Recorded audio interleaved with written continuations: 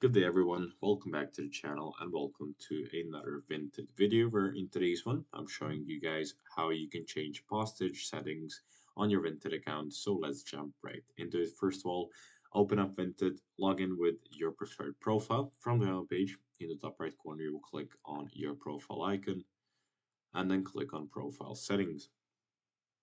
Now from the left hand side you'll see various settings. The one that you look for is the postage one.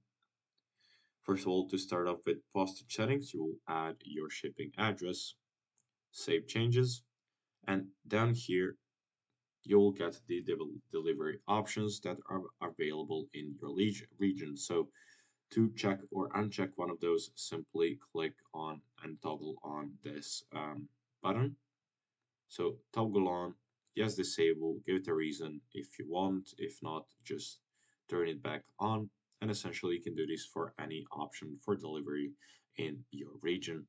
That's it for today. Thank you for watching this video. If you found it helpful, leave it a like, subscribe, and I'll see you guys in the next one. Goodbye.